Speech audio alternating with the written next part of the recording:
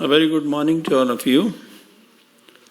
Distinguished Chief Guest, Sri Nitin Jairam Gadkari, Minister for Road Transport and Highways, Minister for Micro, Small and Medium Enterprises, Government of India, Sri Radhakrishna Mathur, Lieutenant Governor of the Union Territory of Ladakh, Dr. Ashok Khosla, Trustee, the Club of Rome, Sri Ranjit Barthakur, Secretary General, the Club of Rome, Lieutenant General Arun Kumar Sani, distinguished members of the Club of Rome and other think tanks, domain experts, friends from academia, media and the audience, and the students.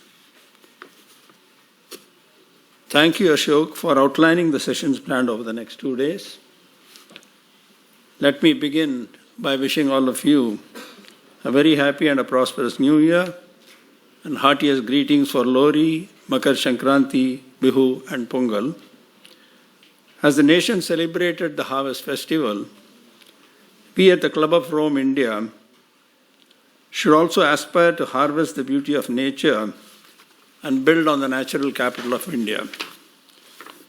Over the next 2 days, let's look at the opportunities that we may have in the newly created union territories of Jammu, Kashmir, Leh and Ladakh, which are nestled in the most beautiful region, the Himalayas.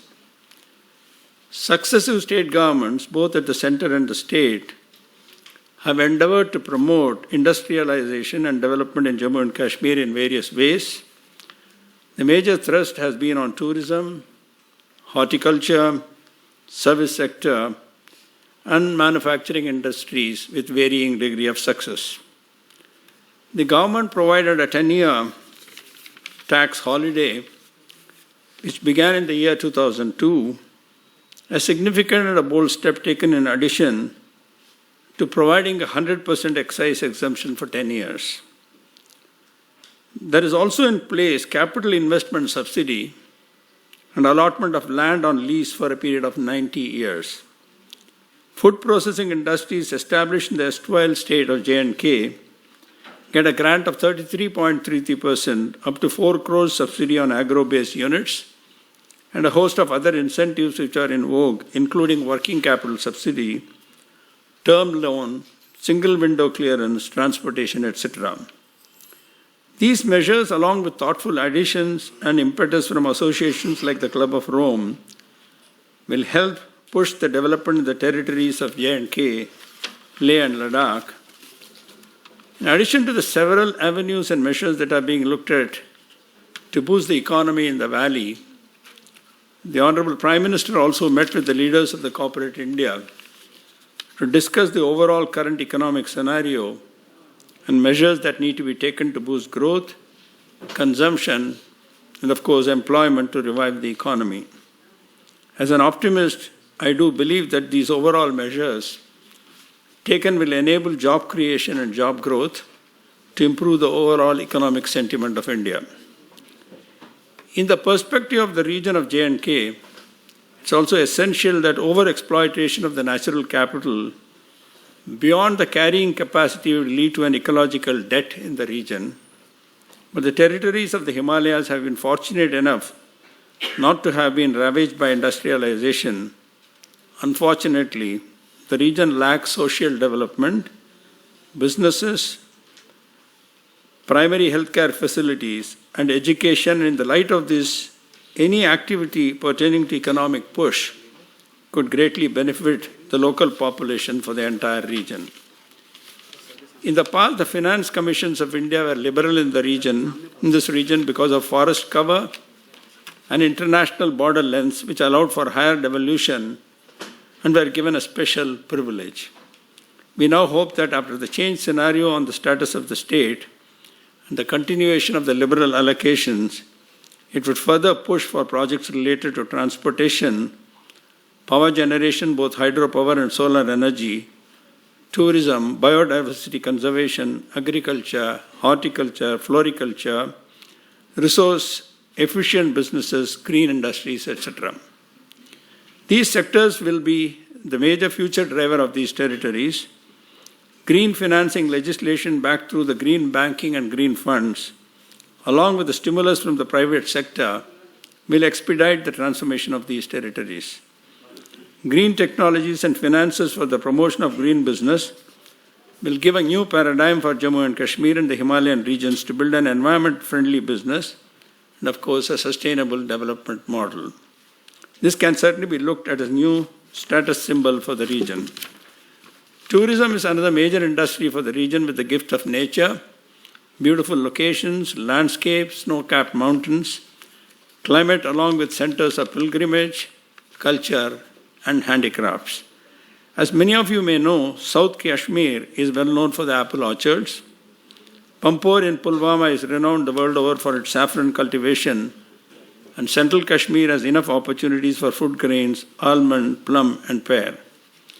As most of you may know, the finest Pashmina and the Yakul varieties of these areas are also world famous.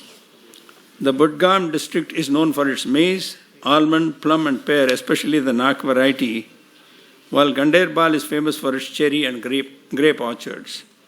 The Indus Valley near Leh is also known to have the potential to yield significant crops. All of these are opportunities which help generate foreign exchange, employment opportunities, and business prospects in the region of the valley and Ladakh. This would be a key contributor in mitigating the challenge of poverty alleviation and negate the impact of climate change, especially in this ecologically fragile region. Systemic efforts in these sectors can play an important role in furthering the development of the valley. Several destinations can be designed to provide opportunities for local communities and act as a source of income and thus ensuring conservation of nature and overall development of the Kashmir Valley. As the doors of development have now been opened, by restructuring the constitutional provisions, a balance of local inclusion and private investment should be vital for the overall growth and development. I'm delighted that the Club of Rome has envisioned to take the topic, creating a sustainable future for Jammu and Kashmir and Ladakh, new opportunities for an inclusive and green development for this year's conference. The conference today will see the participation of some of the brightest minds and people with deep policy expertise and, of course, practical experiences. After the last 5 years of discussions on various resources in different platforms of the Club of Rome, such as food, agriculture, soil, land, water, energy, forest, and resource efficiency, it's really important to see them in the regional and local context in the various parts of India. Every state and territory of this country has a unique charm, a unique history, and a unique culture, which makes it stand apart from the rest. They have a wide spectrum of possibilities.